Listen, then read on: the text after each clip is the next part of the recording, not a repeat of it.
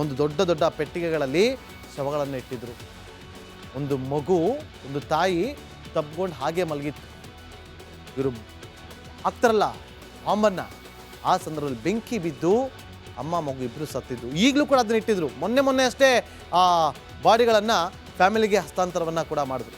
ಇದು ಹಮಾಸ್ನ ಒಂದಷ್ಟು ಕೃತ್ಯ. ಆದರೆ ಇಸ್ರೇಲ್ ಅವತ್ತು ಸೋತಿತ್ತು, ಆದರೆ ಈಗ ಗೆಲ್ತಾ ಇದೆ. ಯಾಕೆಂದರೆ ಹಾಸ್ಟೇಜ್ಗಳು ಯಾರು ಇಸ್ರೇಲಿಯನ್ನ ಒತ್ತಡಗಳನ್ನಾಗಿ ಇಟ್ಕೊಂಡಿದ್ರು ಅವ್ರು ಇಂಪಾರ್ಟೆಂಟ್ ವಾಪಸ್ ಒಬ್ಬೊಬ್ಬರಾಗಿ ಬರ್ತಿದ್ದಾರೆ. ಮುಂದಿನ ಸುದ್ದಿಯತ್ತ ಗಮನ ಹರಿಸೋಣ. ಬೆಂಗಳೂರಲ್ಲಿ ರಸ್ತೆಗಳು ಒಂದು ರೀತಿಯಲ್ಲಿ ರಸ್ತೆ ಮಧ್ಯೆನಾಗಿ ಏನೂ ಕೂಡ ಮಾಡೋ ಹಾಗಿಲ್ಲ. ಹಾಡಿದ್ರೆ ಮಾತ್ರ ಪೊಲೀಸರಿಗೆ ಕಿರಿಕಿರಿ ಆಗುತ್ತಾ?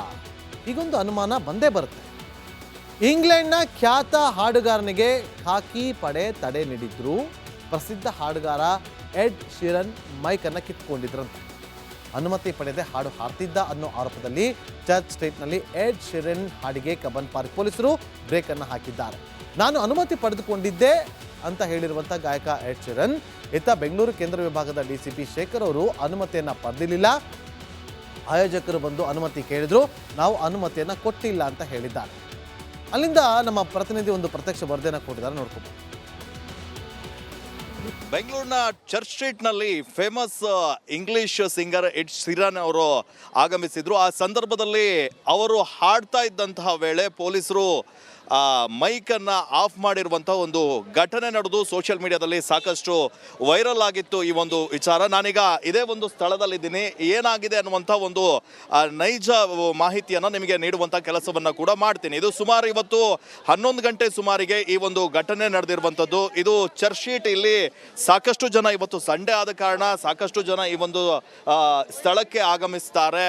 ಅದೇ ವೇಳೆ ಇವತ್ತು ಎಡ್ ಶೀರನ್ ಅವರು ಬಂದು ಹಾಡು ಹೇಳ್ತಾ ಇದ್ರು. ಆದರೆ ಪೊಲೀಸರು ಸ್ಥಳಕ್ಕೆ ಬಂದು ನೀವೇನಾದರೂ ಪರ್ಮಿಷನ್ ತಗೊಂಡಿದ್ದೀರಾ ಅಂತ ಮನವಿಯನ್ನ ಮಾಡ್ಕೊಳ್ತಾರೆ. ಆದರೂ ಕೂಡ ಪೊಲೀಸರ ಮನವಿಗೆ ಅವರು ಏನು ಹೇಳದೆ, ಪ್ರತಿಕ್ರಿಯೆಯನ್ನು ಕೂಡ ನೀಡದೆ ಇಲ್ಲಿ ಬಂದು ಈಗ ಗಿಟಾರ್ನಲ್ಲಿ ಹಾಡಲಿಕ್ಕೆ ಶುರು ಮಾಡ್ತಾರೆ. ಯಾವಾಗ ಅವರನ್ನ ನೋಡಿದಂಥ ಜನರು ಸಾಕಷ್ಟು ಜನ ಬಂದು ಇಲ್ಲಿ ಗ್ಯಾದರ್ ಆಗ್ತಾರೆ. ಇದೇ ಒಂದು ಕಾರಣಕ್ಕಾಗಿ ಇಲ್ಲಿ ಕ್ರೌಡ್ ಜಾಸ್ತಿ ಆಗುತ್ತೆ. ಆದರೆ ನಿಯಮದ ಪ್ರಕಾರ ಪೊಲೀಸರು ಅವರನ್ನ ತಡೆಯುವಂಥ ಕೆಲಸವನ್ನ ಮಾಡ್ತಾರೆ. ಆದರೂ ಕೂಡ ಪೊಲೀಸರ ಮನವಿಗೆ ಅವರು ಪುರಸ್ಕಾರವನ್ನ ನೀಡಿಲ್ಲ ಎನ್ನುವಂಥ ಕಾರಣಕ್ಕಾಗಿ ಮೈಕನ್ನು ಆಫ್ ಮಾಡ್ತಾರೆ. ಇದೇ ಒಂದು ವಿಡಿಯೋವನ್ನ ಸದ್ಯ ಈಗ ಸೋಷಿಯಲ್ ಮೀಡಿಯಾದಲ್ಲಿ ಅಪ್ಲೋಡ್ ಮಾಡಿ ಸಾಕಷ್ಟು ವೈರಲ್ ಆಗ್ತಾ ಇದೆ ಈ ವಿಚಾರ. ಸೋಷಿಯಲ್ ಮೀಡಿಯಾದಲ್ಲಿ ಬೆಂಗಳೂರು ಪೊಲೀಸರ ವಿರುದ್ಧ ಟೀಕೆ ಕೂಡ ವ್ಯಕ್ತವಾಗ್ತಾ ಇದೆ. ನಾನೀಗ ಈ ಘಟನೆಯ ಬಗ್ಗೆ ಇಲ್ಲೊಬ್ರು ಸ್ಥಳೀಯರಿದ್ದಾರೆ, ಅವರೇ ಪ್ರತ್ಯಕ್ಷದರ್ಶಿ, ಅವರನ್ನೇ ಮಾತಾಡಿಸ್ತಾ ಹೋಗ್ತೀನಿ. ಸರ್, ಏನಾಯ್ತು ಸರ್ ಆ್ಯಕ್ಚುಲಿ ಅಂತ? ಸರ್, ಆ್ಯಕ್ಚುಲಿ ನಾವು ಬಂದಾಗ 11:30 11:35 ಆಗಿತ್ತು. ಅಲ್ಲಿ ಪಾರ್ಕಿಂಗ್ ಹಾಕ್ಬಿಟ್ಟು ನಾವು ಇಲ್ಲಿ ಬಂದೋ. ಇಲ್ಲಿ ಜನ ಇದ್ದರು, ಬಟ್ ಆ ಸಿಂಗರ್ ಇನ್ನೂ ಬಂದಿರಲಿಲ್ಲ. ಅವರು ಕಾರಲ್ಲೇ ಕುಂತಿದ್ರು. ಆ ಟೈಮಲ್ಲಿ ನಾನು ಕೇಳಿದೆ ಇಲ್ಲಿ ಅವಾಗ ಇಲ್ಲಿ ಪೊಲೀಸರು ನಿಂತಿದ್ರಲ್ಲ, ಇಲ್ಲಿ ಅವ್ರ ಹತ್ರ ಇವ್ರು ಮಾತಾಡ್ತಾಯಿದ್ರು. ಅಲ್ಲಿ ಇದನ್ನು ಆರ್ಗನೈಸ್ ಮಾಡಿದ್ರಲ್ಲ, ಅವರು ಆರ್ಗನೈಸ್ ಮಾಡೋರಿಗೆ ಇಲ್ಲಿ ಹೇಳ್ತಿದ್ರು, ನೋಡಪ್ಪ ಪರ್ಮಿಷನ್ ಲೆಟ್ರ್ ತೋರಿಸು, ಪರ್ಮಿಷನ್ ತಗೊಂಡು ಬಾ ಮಾಡಿ, ಇಲ್ಲ ಅಂದರೆ ಪರ್ಮಿಷನ್ ಲೆಟ್ರು ಇಲ್ಲಂತಂದರೆ ಸಾಹೇಬ್ರ ಹತ್ರ ಹೋಗ್ಬಿಟ್ಟು ಪರ್ಮಿಷನ್ ತಗೊಂಡು ಬಂದು ಬೇಕಾದ್ರೆ ಇದನ್ನು ಮಾಡಿ ನಾವು ನಿಮ್ಗೆ ಸಪೋರ್ಟ್ ಮಾಡ್ತೀವಿ ಅಂತಲೇ ಅವ್ರು ಹೇಳಿದ್ದು. ಅವ್ರು ಇಲ್ಲಿ ಮಾತಾಡ್ಕೊಂಡು ತುಂಬ ಟೈಮ್ ಕೊಟ್ಟರು ಅವ್ರಿಗೆ. ಹೆಚ್ಚು ಕಡಿಮೆ 15ರಿಂದ 20 ನಿಮಿಷ ಇಲ್ಲೇ ಇದ್ದರು. ಇಲ್ಲೇ ಇದು ಮಾಡಿದ್ರು. ಅವ್ರು ಇಲ್ಲಿ ಮಾತಾಡ್ತಾಯಿದ್ದಾರೆ. ಇಲ್ಲಿದ್ದಂಥ ಒಬ್ಬ ವ್ಯಕ್ತಿ ಆ ಕಡೆ ಹೋದ. ಅಲ್ಲಿ ಹೋಗ್ಬಿಟ್ಟು ಆಟೋಮೆಟಿಕಲಿ ಸಾಂಗ್ ಆಡೋದಕ್ಕೆ ರೆಡಿ ಮಾಡಿಕೊಬಿಟ್ಟು, ಅದು ಮ್ಯೂಸಿಕ್ ಬರುತ್ತಲ್ಲ ಮಾಮೂಲಿ, ಗೊತ್ತಾಗತ್ತಲ್ಲ ಸಾಂಗ್ ಆಡುವಾಗ, ಅದನ್ನು ಕೇಳಿಸ್ಕೊಂಡು ಅವರು ಓಡ್ ಬಂದರು. ಪರ್ಮಿಷನ್ ತಗೊಂಡು ಮಾಡಿ, ಹಾಗೆ ಮಾಡಲಿಕ್ಕೆ ಅವಕಾಶ ಕೊಡಲ್ಲ. ಒಂದು ದೊಡ್ಡ ದೊಡ್ಡ ಪೆಟ್ಟಿಗೆಗಳಲ್ಲಿ ಶವಗಳನ್ನು ಇಟ್ಟಿದ್ರು. ಒಂದು ಮಗು, ಒಂದು ತಾಯಿ ತಬ್ಕೊಂಡು ಹಾಗೆ ಮಲಗಿತ್ತು.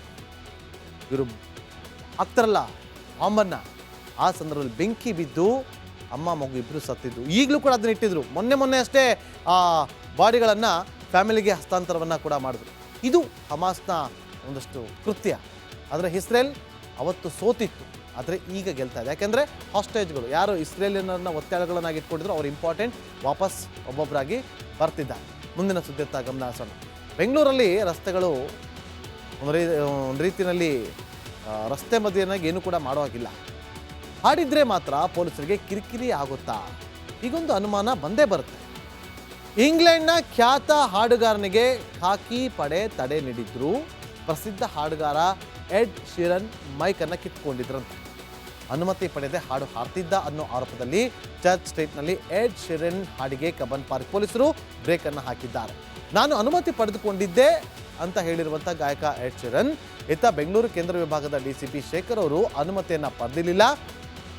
ಆಯೋಜಕರು ಬಂದು ಅನುಮತಿ ಕೇಳಿದ್ರು, ನಾವು ಅನುಮತಿಯನ್ನು ಕೊಟ್ಟಿಲ್ಲ ಅಂತ ಹೇಳಿದ್ದಾರೆ. ಅಲ್ಲಿಂದ ನಮ್ಮ ಪ್ರತಿನಿಧಿ ಒಂದು ಪ್ರತ್ಯಕ್ಷ ವರದಿಯನ್ನು ಕೊಟ್ಟಿದ್ದಾರೆ, ನೋಡ್ಕೊಬೋದು. ಬೆಂಗಳೂರಿನ ಚರ್ಚ್ ಸ್ಟ್ರೀಟ್ನಲ್ಲಿ ಫೇಮಸ್ ಇಂಗ್ಲಿಷ್ ಸಿಂಗರ್ ಎಡ್ ಶೀರನ್ ಅವರು ಆಗಮಿಸಿದ್ರು. ಆ ಸಂದರ್ಭದಲ್ಲಿ ಅವರು ಹಾಡ್ತಾ ಇದ್ದಂತಹ ವೇಳೆ ಪೊಲೀಸರು ಮೈಕನ್ನು ಆಫ್ ಮಾಡಿರುವಂಥ ಒಂದು ಘಟನೆ ನಡೆದು ಸೋಷಿಯಲ್ ಮೀಡಿಯಾದಲ್ಲಿ ಸಾಕಷ್ಟು ವೈರಲ್ ಆಗಿತ್ತು ಈ ಒಂದು ವಿಚಾರ. ನಾನೀಗ ಇದೇ ಒಂದು ಸ್ಥಳದಲ್ಲಿದ್ದೀನಿ. ಏನಾಗಿದೆ ಅನ್ನುವಂಥ ಒಂದು ನೈಜ ಮಾಹಿತಿಯನ್ನು ನಿಮಗೆ ನೀಡುವಂಥ ಕೆಲಸವನ್ನು ಕೂಡ ಮಾಡ್ತೀನಿ. ಇದು ಸುಮಾರು ಇವತ್ತು 11 ಗಂಟೆ ಸುಮಾರಿಗೆ ಈ ಒಂದು ಘಟನೆ ನಡೆದಿರುವಂಥದ್ದು. ಇದು ಚರ್ಚ್ ಸ್ಟ್ರೀಟ್. ಇಲ್ಲಿ ಸಾಕಷ್ಟು ಜನ, ಇವತ್ತು ಸಂಡೇ ಆದ ಕಾರಣ ಸಾಕಷ್ಟು ಜನ ಈ ಒಂದು ಸ್ಥಳಕ್ಕೆ ಆಗಮಿಸ್ತಾರೆ. ಅದೇ ವೇಳೆ ಇವತ್ತು ಎಡ್ ಶೀರನ್ ಅವರು ಬಂದು ಹಾಡು ಹೇಳ್ತಾ ಇದ್ರು. ಆದರೆ ಪೊಲೀಸರು ಸ್ಥಳಕ್ಕೆ ಬಂದು ನೀವೇನಾದರೂ ಪರ್ಮಿಷನ್ ತಗೊಂಡಿದ್ದೀರಾ ಅಂತ ಮನವಿಯನ್ನು ಮಾಡ್ಕೊಳ್ತಾರೆ. ಆದರೂ ಕೂಡ ಪೊಲೀಸರ ಮನವಿಗೆ ಅವರು ಏನು ಹೇಳಿದೆ ಪ್ರತಿಕ್ರಿಯೆಯನ್ನು ಕೂಡ ನೀಡದೆ ಇಲ್ಲಿ ಬಂದು ಈಗ ಗಿಟಾರ್ನಲ್ಲಿ ಹಾಡು ಹೇಳಲಿಕ್ಕೆ ಶುರು ಮಾಡ್ತಾರೆ. ಯಾವಾಗ ಅವರನ್ನು ನೋಡಿದಂಥ ಜನರು ಸಾಕಷ್ಟು ಜನ ಬಂದು ಇಲ್ಲಿ ಗ್ಯಾದರ್ ಆಗ್ತಾರೆ. ಇದೇ ಒಂದು ಕಾರಣಕ್ಕಾಗಿ ಇಲ್ಲಿ ಕ್ರೌಡ್ ಜಾಸ್ತಿ ಆಗುತ್ತೆ. ಆದರೆ ನಿಯಮದ ಪ್ರಕಾರ ಪೊಲೀಸರು ಅವರನ್ನು ತಡೆಯುವಂಥ ಕೆಲಸವನ್ನು ಮಾಡ್ತಾರೆ. ಆದರೂ ಕೂಡ ಪೊಲೀಸರ ಮನವಿಗೆ ಅವರು ಪುರಸ್ಕಾರವನ್ನು ನೀಡಿಲ್ಲ ಎನ್ನುವಂಥ ಕಾರಣಕ್ಕಾಗಿ ಮೈಕನ್ನು ಆಫ್ ಮಾಡ್ತಾರೆ. ಇದೇ ಒಂದು ವಿಡಿಯೋವನ್ನ ಸದ್ಯ ಈಗ ಸೋಷಿಯಲ್ ಮೀಡಿಯಾದಲ್ಲಿ ಅಪ್ಲೋಡ್ ಮಾಡಿ ಸಾಕಷ್ಟು ವೈರಲ್ ಆಗ್ತಾ ಇದೆ ಈ ವಿಚಾರ. ಸೋಷಿಯಲ್ ಮೀಡಿಯಾದಲ್ಲಿ ಬೆಂಗಳೂರು ಪೊಲೀಸರ ವಿರುದ್ಧ ಟೀಕೆ ಕೂಡ ವ್ಯಕ್ತವಾಗ್ತಾ ಇದೆ. ನಾನೀಗ ಈ ಘಟನೆಯ ಬಗ್ಗೆ ಇಲ್ಲೊಬ್ರು ಸ್ಥಳೀಯರಿದ್ದಾರೆ, ಅವರೇ ಪ್ರತ್ಯಕ್ಷದರ್ಶಿ, ಅವರನ್ನೇ ಮಾತಾಡಿಸ್ತಾ ಹೋಗ್ತೀನಿ. ಸರ್, ಏನಾಯ್ತು ಸರ್ ಆ್ಯಕ್ಚುಲಿ ಅಂತ? ಸರ್ ಆ್ಯಕ್ಚುಲಿ ನಾವು ಬಂದಾಗ 11:30 ಆಗಿತ್ತು. ಅಲ್ಲಿ ಪಾರ್ಕಿಂಗ್ ಹಾಕ್ಬಿಟ್ಟು ನಾವು ಇಲ್ಲಿ ಬಂದೋ. ಇಲ್ಲಿ ಜನ ಇದ್ದರು, ಬಟ್ ಆ ಯಪ್ಪ ಸಿಂಗರ್ ಇನ್ನೂ ಬಂದಿರಲಿಲ್ಲ. ಅವರು ಕಾರಲ್ಲೇ ಕುಂತಿದ್ರು. ಆ ಟೈಮಲ್ಲಿ ನಾನು ಕೇಳಿದೆ ಇಲ್ಲಿ ಅವಾಗ ಇಲ್ಲಿ ಪೊಲೀಸರು ನಿಂತಿದ್ರಲ್ಲ, ಇಲ್ಲಿ ಅವ್ರ ಹತ್ರ ಇವ್ರು ಮಾತಾಡ್ತಾಯಿದ್ರು. ಅಲ್ಲಿ ಇದನ್ನು ಆರ್ಗನೈಸ್ ಮಾಡಿದ್ರಲ್ಲ ಅವರು, ಆರ್ಗನೈಸ್ ಮಾಡೋರಿಗೆ ಇಲ್ಲಿ ಹೇಳ್ತಿದ್ರು, ನೋಡಪ್ಪ ಪರ್ಮಿಷನ್ ಲೆಟ್ರ್ ತೋರಿಸು, ಪರ್ಮಿಷನ್ ತಗೊಂಡು ಬಾ ಮಾಡಿ, ಇಲ್ಲ ಅಂದರೆ ಪರ್ಮಿಷನ್ ಲೆಟ್ರು ಇಲ್ಲಂತಂದರೆ ಸಾಹೇಬ್ರ ಹತ್ರ ಹೋಗ್ಬಿಟ್ಟು ಪರ್ಮಿಷನ್ ತಗೊಂಡು ಬಂದು ಬೇಕಾದ್ರೆ ಇದನ್ನು ಮಾಡಿ ನಾವು ನಿಮ್ಗೆ ಸಪೋರ್ಟ್ ಮಾಡ್ತೀವಿ ಅಂತಲೇ ಅವ್ರು ಹೇಳಿದ್ದು. ಅವ್ರು ಇಲ್ಲಿ ಮಾತಾಡ್ಕೊಂಡು ತುಂಬ ಟೈಮ್ ಕೊಟ್ಟರು ಅವ್ರಿಗೆ. ಹೆಚ್ಚು ಕಡಿಮೆ 15ರಿಂದ 20 ನಿಮಿಷ ಇಲ್ಲೇ ಇದ್ದರು. ಇಲ್ಲೇ ಇದು ಮಾಡಿದ್ರು. ಅವ್ರು ಇಲ್ಲಿ ಮಾತಾಡ್ತಾಯಿದ್ದಾರೆ. ಇಲ್ಲಿದ್ದಂಥ ಒಬ್ಬ ವ್ಯಕ್ತಿ ಆ ಕಡೆ ಹೋದ. ಅಲ್ಲಿ ಹೋಗ್ಬಿಟ್ಟು ಆಟೋಮೆಟಿಕಲಿ ಸಾಂಗ್ ಆಡೋದಕ್ಕೆ ರೆಡಿ ಮಾಡಿಕೊಬಿಟ್ಟು, ಅದು ಮ್ಯೂಸಿಕ್ ಬರುತ್ತಲ್ಲ ಮಾಮೂಲಿ ಗೊತ್ತಾಗತ್ತಲ್ಲ ಸಾಂಗ್ ಆಡುವಾಗ, ಅದನ್ನು ಕೇಳಿಸ್ಕೊಂಡು ಅವರು ಓಡ್ ಬಂದರು. ಪರ್ಮಿಷನ್ ತಗೊಂಡು ಮಾಡಿ ಹಾಗೆ ಮಾಡಲಿಕ್ಕೆ ಅವಕಾಶ ಕೊಡಲ್ಲ.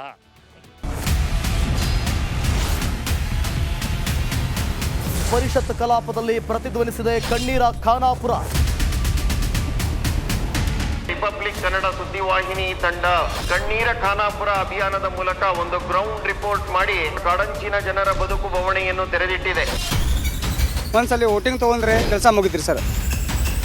ಹೆಣ್ಮಕ್ಳು ರಾತ್ರಿ ಹೊರಗಡೆ ಹೋಗೋದಕ್ಕೆ ಭಯಪಡ್ತಾರೆ.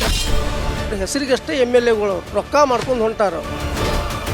ಜನರನ್ನ ಈ ರೀತಿ ಸ್ಟ್ರಕ್ಚರ್ಗಳ ಮೂಲಕ ತೆಗೆದುಕೊಂಡು ಹೋಗ್ತಾರೆ ಅಂತ ಹೇಳಿದ್ರೆ ನಮಗೆ ನಾಚಿಕೆ ಆಗಬೇಕು. ಒಂದೊಂದು ಪರಿವಾರಕ್ಕೆ 15 ಲಕ್ಷ ರೂಪಾಯಿ ಕೊಡ್ತೀವಿ.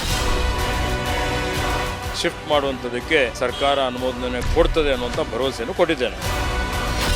ನಾವು ನಿರಂತರವಾಗಿ ಕಣ್ಣೀರ ಖಾನಾಪುರ ಅನ್ನೋ ಶೀರ್ಷಿಕೆ ಅಡಿಯಲ್ಲಿ ಮಾಡಿದಂತ ವರದಿ ಮ್ಯಾಸಿವ್ ಇಂಪ್ಯಾಕ್ಟ್ ಆಗಿದೆ. ರಿಪಬ್ಲಿಕ್ ಕನ್ನಡ, ಇದು ನಿಮ್ಮ ಧ್ವನಿ.